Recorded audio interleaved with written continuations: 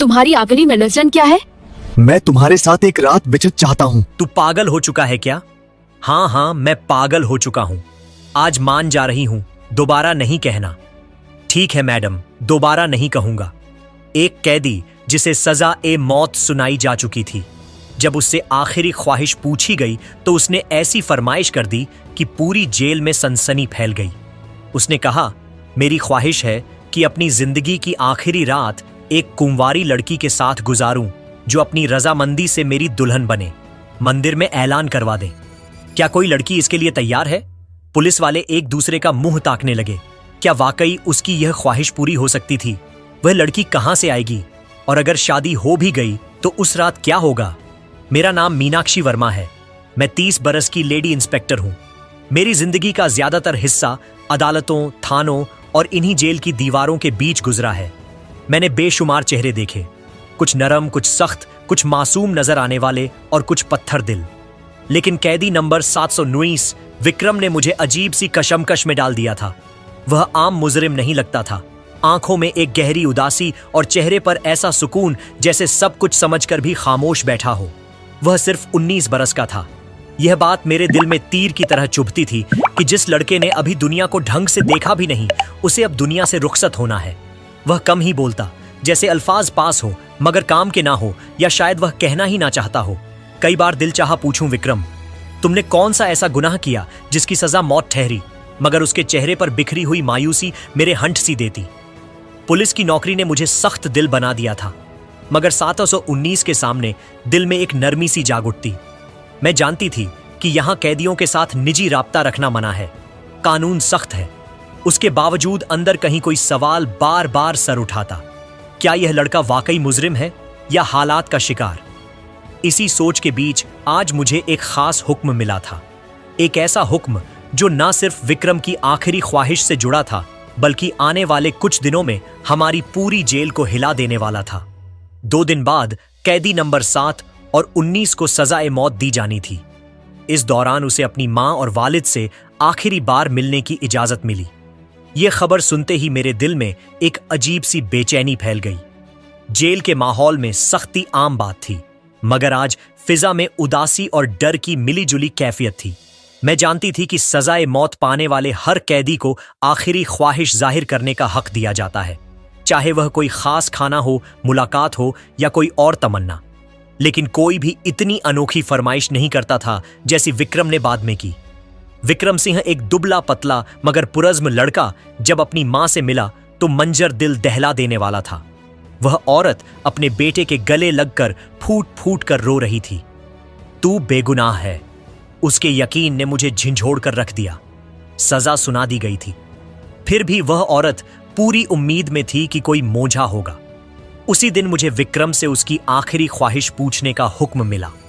मैंने सोचा शायद वह अपने घर वालों के साथ थोड़ा वक्त मांगेगा या कोई सादा सी इच्छा जाहिर करेगा, मगर जब मैं उसके सामने गई तो उसके चेहरे पर एक अजीब सा इत्मीनान था।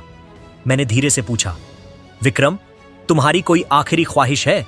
जो कहो पूरी करने की कोशिश की जाएगी। उसने मेरी तरफ देखा, एक लम्हे को खामोश रहा, फिर बोला, मेरी एक ख्वाहिश है, मगर वादा करें उसे पूरा करेंगी। मैंने जवाब दिया, यह हर कैदी का हक होता है। तुम्हारी ख्वाहिश पूरी करने की पूरी कोशिश होगी। मैंने समझा शायद वह किसी से मिलना चाहता है, मगर जब मैं उसे सुपरिंटेंडेंट एसपी साहब के पास ले गई और उन्होंने नरमी से पूछा, बेटा तुम्हारी आखिरी ख्वाहिश क्या है, तो उसके लबों से जो अल्फाज निकले उन्होंने पूरा कमरा सन्न कर दिया। विक्रम ने कहा, मैं जिंदगी में पहली और आखिरी बार शादी करना चाहता हूं। अपनी बीवी के साथ एक रात गुजारना चाहता हूं, फांसी से पहले। विक्रम की बात सुनते ही कमरे में सन्नाटा छा गया। मैं एसपी साहब और बाकी अफसर सब हैरत से एक दूसरे का मुंह देखने लगे। एसपी साहब ने कुछ लम्हों की खामोशी के बाद संजीदगी से कहा, बेटा शादी तो हम करवा सकते हैं, लेकिन सोचो कौन लड़की तुमसे शादी करेगी जब सब जानते हैं कि तुम्हें 2 दिन बाद सजाए मौत दी जाने वाली है। तुम गरीब घराने से हो, ना कोई दौलत ना असर रसूख। कोई लड़की अपनी जिंदगी एक दिन की दुल्हन बनने के लिए क्यों बर्बाद करेगी? विक्रम खामोशी से सुनता रहा, चेहरे पर अजीब सा सुकून था। फिर बोला, मैं अपनी बात पर कायम हूं सर। मेरी आखिरी ख्वाहिश यही है। एसपी साहब ने थोड़ा गुस्से में कहा। कोई और ख्वाहिश मांग लो, कुछ खाना, किसी से मुलाकात या किसी जगह जाना। शादी मुमकिन नहीं। विक्रम ने धीमे लहजे में कहा, सर आप फिक्र ना करें, मेरी शादी खुद ब खुद हो जाएगी। बस आप एक काम करें, मंदिर में ऐलान करवा दें कि कैदी विक्रम सिंह अपनी सजाए मौत से पहले एक दिन के लिए शादी करना चाहता है, किसी ऐसी औरत से जो अपनी मर्जी से उसकी दुल्हन बने। यह सुनकर मैं बेख्तियार चौंक उठी। पूरे कमरे में खामोशी पसर गई। सबके चेहरों पर हैरत थी कि कोई कैदी इतनी अजीब शर्त कैसे रख सकता है। विक्रम ने हमारी खामोशी तोड़ते हुए कहा, अगर कोई औरत राजी हो गई तो उसे रोकना मत, वरना मैं कोई और ख्वाहिश नहीं करूंगा, फिर चाहे मुझे फौरन फांसी दे दी जाए। उसकी आंखों में ऐसी सच्चाई थी कि किसी को इनकार करते नहीं बना। एसपी साहब ने कंधे उचकाते हुए कहा, ठीक है, ऐलान करवा देते हैं, मगर हमें यकीन है कोई औरत नहीं आएगी। भला कौन ऐसी शर्त पर शादी करेगा। उसी शाम जेल के करीब वाकई मंदिर से ऐलान गूंज उठा, कैदी नंबर 719। विक्रम सिंह अपनी आखिरी ख्वाहिश के तौर पर एक दिन के लिए किसी औरत से शादी करना चाहता है। अगर कोई औरत अपनी मर्जी से राजी हो तो वह जेल इंतजामिया से राब्ता करें। यह ऐलान पूरे जयपुर में फैल गया, मगर हमारे दिलों में यकीन था कि कोई नहीं आएगा। हम सबका यही ख्याल था कि कोई भी औरत ऐसी शर्त पर आगे नहीं आएगी। विक्रम एक गरीब घराने से था, ना शोहरत ना हैसियत। उसे कौन दुल्हन के रूप में कबूल करता। हमें यह सब एक मजाक सा लगा, मगर ऐलान के सिर्फ 1 घंटे बाद एक सिपाही हांफता हुआ मेरे ऑफिस में आया। मैडम, जेल के दरवाजे पर एक लड़की दुल्हन के लिबास में खड़ी है और उसके साथ एक पुजारी जी भी हैं। यह सुनकर एसपी साहब और मैं दोनों हैरान रह गए। हम तेजी से बाहर निकले तो सामने 17-18 साल की एक नाजुक सी लड़की खड़ी थी। वह लाल जोड़े में मलबूस थी, पूरी तरह सजी हुई, मगर चेहरे पर अजीब सा सुकून और अज़्म था। उसके साथ एक बुजुर्ग पुजारी जी खड़े थे, हाथ में शादी का रजिस्टर लिए। एसपी साहब ने सख्त लहजे में पूछा, पुजारी जी, ये क्या माजरा है? ये लड़की कौन है? उन्होंने अदब से जवाब दिया, साहब, ये लड़की खुद मेरे पास आई थी। इसने कहा कि वह विक्रम सिंह से शादी करना चाहती है। मैंने लाख समझाया, बेटी वह सजाए मौत का कैदी है, तुम क्यों अपनी जिंदगी बर्बाद कर रही हो? मगर वह ना मानी। कहने लगी, यह मेरा फैसला है, मैं उसे सच्ची मोहब्बत करती हूं। उसकी बात सुनकर मेरे बदन में झुरझुरी सी दौड़ गई। जेल के आंगन में सन्नाटा छा गया। हमें यकीन नहीं आ रहा था कि विक्रम को वाकई कोई इतना चाहता है कि दुनिया, इज्जत, सब कुछ छोड़ने को तैयार हो जाए। मगर कानून कहता था कैदी की आखिरी ख्वाहिश पूरी की जाए। चुनांचे हमने इजाजत दे दी। पुजारी जी को अंदर बुलाया गया। विक्रम को सेल से निकाला गया। जेल के दफ्तर में मुख्तसर सी रस्मों के साथ उनकी शादी कर दी गई। शादी मुकम्मल होने के बाद विक्रम ने मुस्कुराकर कहा, अब आप वादे के मुताबिक मेरी दुल्हन को मेरे पास भेज दें। मैं उससे कुछ बातें करना चाहता हूं, बस एक रात की बात है।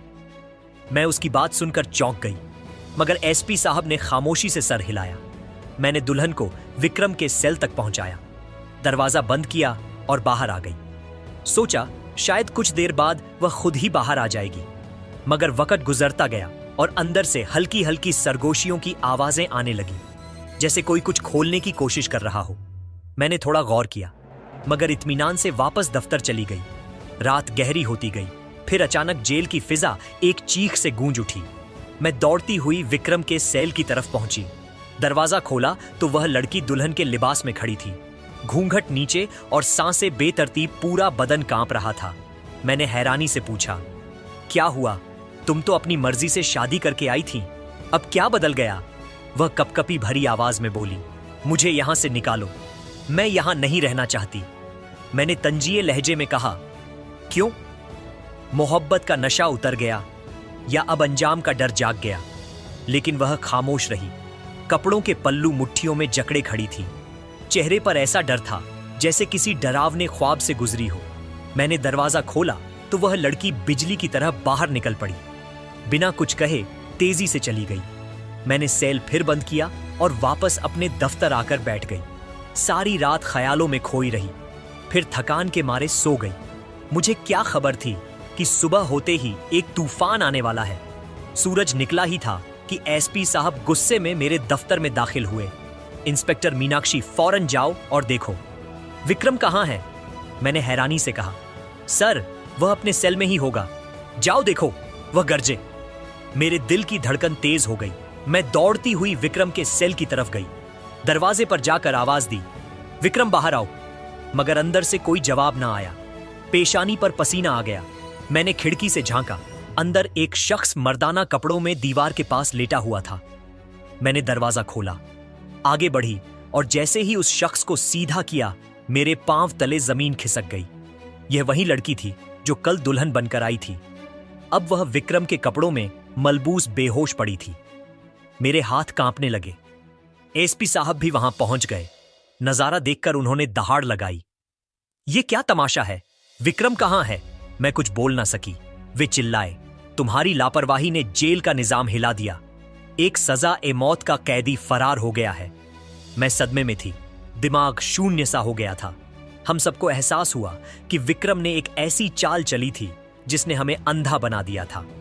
वह दुल्हन के कपड़ों में जेल से फरार हो चुका था और यह लड़की शायद उसकी साथ ही जानबूझकर उसके लिए कुर्बान बनी थी। जब वह होश में आई तो बिल्कुल सतर्क और आत्मविश्वास भरे लहजे में बोली, आप लोगों ने विक्रम के साथ नाइंसाफी की है। वह सजा-ए-मौत का हकदार नहीं था। मैंने गुस्से में कहा, यह फैसला अदालत करेगी।